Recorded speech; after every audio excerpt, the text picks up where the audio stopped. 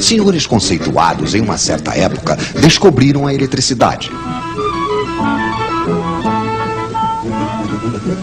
Eles tinham rodelas de metal e de pano molhadas em um ácido, que eles empilhavam umas sobre as outras. Isto fazia uma pilha de rodelas, uma pilha elétrica. Então eles disseram: a eletricidade deve ser alguma coisa que sai por um fio e entra por outro.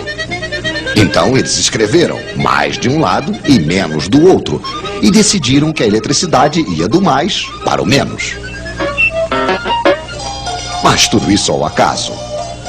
Para saber ao certo, seria preciso ver de perto os átomos dos fios.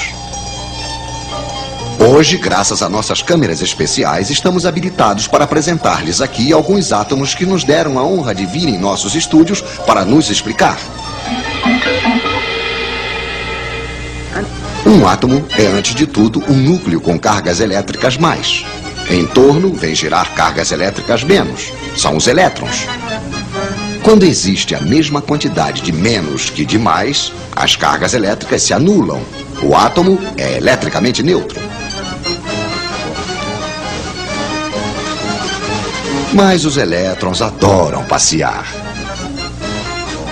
Então, assim que falta um elétron, há uma carga a mais que não é mais anulada. O átomo não é mais neutro. Ele se torna positivo. E quanto mais lhe falta elétrons, mais o átomo é positivo. Ele só terá uma vontade, o átomo, claro, que é a de recuperar elétrons.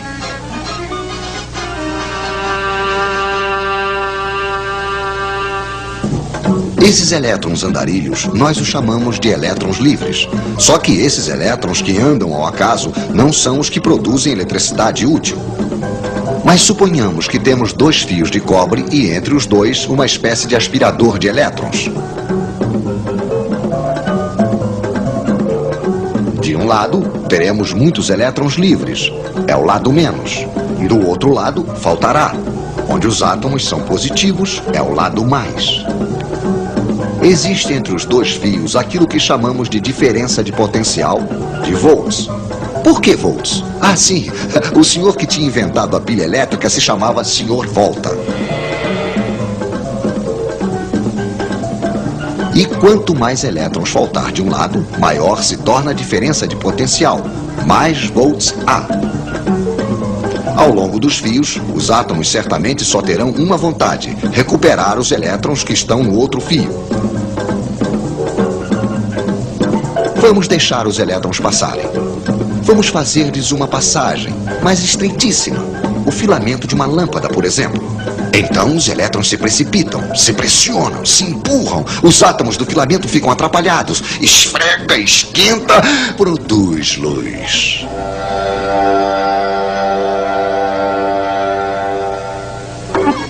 Temos uma corrente de elétrons que vai do menos para o mais.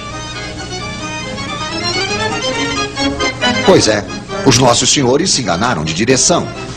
É verdade que eles não sabiam ainda o que eram os elétrons. De um lado, então, uma bomba a elétrons, um gerador. Do outro, um receptor, isto é, um aparelho onde os elétrons passam produzindo energia. Lâmpada, radiador, motor elétrico, etc, etc. Mas se recuperamos energia de um lado, é preciso fornecer do outro lado, ao gerador. Nas pilhas, é energia química. Um ácido ataca um metal. Quando o ácido está usado, não há mais volts. Podemos também utilizar a energia solar. Podemos também fazer girar um ímã diante de uma bobina. Aí é preciso energia mecânica. É um pouco desse modo, porém mais complicado, que é fabricada a eletricidade que chega na casa de vocês. Mas não tentem saber onde está o mais e onde está o menos. É uma corrente que muda de sentido o tempo todo, a corrente alternada. Mas voltaremos a falar disso. Agora sabemos o que é a eletricidade. Entre dois fios, liga-se um gerador. Dentro de um dos fios, temos elétrons demais. Dentro do outro, falta. No outro lado dos fios, os elétrons passam através de um receptor, desprendendo energia. Isso faz uma corrente de elétrons. É muito simples. Infelizmente, na prática, não vemos os elétrons. E se vocês quiserem se situar nos circuitos elétricos, precisam de um pouco mais de informação, é claro. Esses senhores vão nos ajudar. O gerador cria entre os dois fios uma diferença de potencial ou tensão. Isso é medido em volts. Obrigado, Sr. Volta. O gerador pode ser uma pilha, uma bateria de carro ou simplesmente uma tomada. O receptor pode ser uma lâmpada, um ferro de passar, um radiador elétrico, enfim, uma quantidade de aparelhos mais ou menos potentes. A potência se mede em watts, em quilowatts. Obrigado, Sr. Watts. Assim que o receptor é ligado ao gerador, uma corrente passa e não se precisa ser diplomado em eletricidade para compreender que se ligarmos uma lâmpada 2 vezes mais potente, vai passar uma corrente 2 vezes mais intensa. Isso supondo que a quantidade de volts não tenha mudado. A intensidade da corrente se mede em amperes. Poderíamos medi-la, é claro, mas não é necessário. Conhecemos a voltagem. Está escrito nas pilhas ou nos contadores. Conhecemos a potência, está escrita nos aparelhos. Basta fazer uma pequena divisão. Intensidade em amperes igual a potência em watts dividido pela tensão em volts. Por exemplo, quanto passa de amperes dentro de um radiador de 1500 watts ligado em uma voltagem de 220 volts? Pois é, passará 1500 dividido por 220, que é igual a 6,8 amperes, se não tivermos errado, é claro. No princípio, para ter eletricidade, certos senhores tinham inventado a pilha elétrica. Dentro de uma pilha, sob efeito da energia química, temos de um lado elétrons menos, do outro não. É o lado mais. Os elétrons se recombinam com os mais, passando no filamento de uma lâmpada, por exemplo. A corrente é contínua, porque os elétrons menos estão sempre do mesmo lado. Outros senhores tinham aperfeiçoado um outro método. Com fios bem isolados, eles faziam uma bobina e, na frente, divertiam-se em girar um ímã.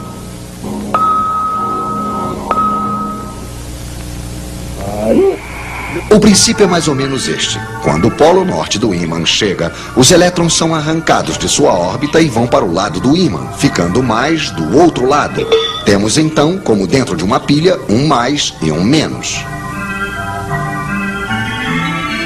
Evidentemente, assim que não giramos mais, nada mais acontece. É lógico num sentido. Não podemos fabricar energia, mesmo a elétrica, a partir de nada. Então, continuando a girar, é o polo sul do ímã que chega à frente da bobina e aí acontece exatamente o contrário de antes. O mais se torna menos e vice-versa. Ainda temos corrente, sim, mas na outra direção. De modo que a corrente vai alternativamente numa direção, depois na outra. É o que chamamos de corrente alternada. Mas os outros diziam: eletricidade que muda de direção assim, sem parar, não é a verdadeira eletricidade. Evidentemente a lâmpada piscava, o ímã não girava muito rápido. Então, aproveitemos para tentar ver o que está acontecendo graças à nossa câmera especial e para fazer um pouco de teoria. Esta flecha representa a direção e a intensidade da corrente. Primeiro, a corrente é máxima em uma direção. Depois, decresce. Torna-se nula. Cresce na outra direção. Decresce de novo. Volta a mudar de direção. E por aí vai. Se a corrente volta a ser máxima em uma direção uma vez por segundo, como aqui, dizemos que a frequência da corrente é de 1 Hz. 2 vezes por segundo, 2 Hz, etc, etc.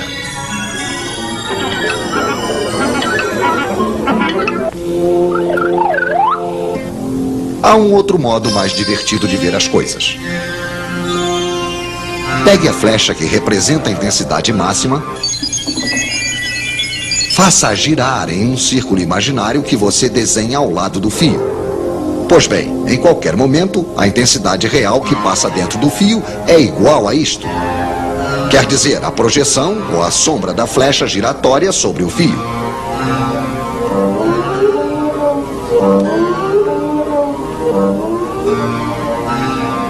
Podemos até fazê-la traçar uma curva. É uma senoide.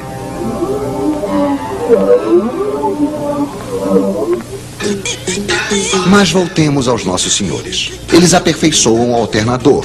O ímã põe-se a girar mais rápido. A frequência da corrente aumenta. 4 Hz. Para 10, 12 Hz. Já quase não pisca. 50 Hz. Aí já não percebemos mais nada. 50 Hz é a frequência da corrente alternada que chega hoje na casa de vocês. A iluminação, o aquecimento funcionam bem. Os motores elétricos também. E hoje, um único alternador de central pode alimentar de eletricidade mais ou menos 1 milhão de lares. A ideia desses senhores, então, não era má. As usinas hidrelétricas usam geradores desse tipo para produzir energia elétrica. Só que aqui, esses dínamos estão acoplados às turbinas. A força da água faz as turbinas girarem e esse movimento provoca a variação do fluxo magnético. E pronto, surge a corrente elétrica. Aí está o esquema de funcionamento de gerador de corrente alternada. À medida que a bobina gira, o fluxo do campo magnético B, gerado pelos ímãs, varia. Ele vai de 0 a um valor máximo e volta a 0 novamente. Pela lei de Lenz, a corrente deve ter o sentido que produz um campo magnético que se opõe à rotação da bobina. Por isso, a corrente tem um sentido variável ou oscilante, já que ora o fluxo magnético aumenta, ora diminui. Portanto, a corrente gerada é uma corrente alternada. E olha aí, Gil, esse gráfico mostra direitinho a corrente alternada. Veja como ela oscila no período de tempo T. Uma das vantagens da corrente alternada é que ela pode ser gerada diretamente pelo movimento de rotação, como as turbinas das hidrelétricas, que são impulsionadas pela água. Olha, e outra vantagem da corrente alternada é que dá para usar transformadores. Transformadores são aqueles aparelhos que reduzem a voltagem de 220 para 110 volts, não é isso? E podem aumentar também de 110 para 220 volts, Rosinha. Olha, lembre-se, os transformadores podem reduzir ou aumentar qualquer voltagem, e não apenas as conhecidas 110 e 220 volts. Olha só, Rosinha, vem aqui. Olha, essa bobina aqui, certo? É percorrida por uma corrente elétrica. Essa corrente elétrica gera um campo magnético de fluxo variável que vai atingir a outra bobina. E vai criar uma corrente alternada na outra bobina. Isso mesmo, Rosinha. Agora me diga uma coisa, como é que a tensão aumenta ou diminui? Isso depende da relação entre o número de espiras presente na primeira e na segunda bobina. Então, Rosinha, quanto maior a relação entre o número de espiras da primeira e da segunda bobina, maior é a variação entre as voltagens das duas bobinas. Agora, sabe, Vicente, eu estava pensando nessa história toda. Se uma corrente elétrica gera um campo magnético, que por sua vez gera uma nova corrente elétrica, que gera um novo campo magnético, então eu acho que essa história não tem fim, viu? Não, você não acha, não. Essa história realmente não tem fim. Inclusive, no século passado, existia um sujeito, ele chamava-se Maxwell, que ele percebeu isso. Ele sacou que isso era realmente uma sequência interminável. Porque um campo elétrico variando, criando um campo magnético, que vai criar um novo campo elétrico e por aí vai. Inclusive, essa sucessão de campos recebeu o nome de onda eletromagnética. Mas isso aí já é assunto para outra teleaula. Tá bom? Até a próxima. Até a próxima.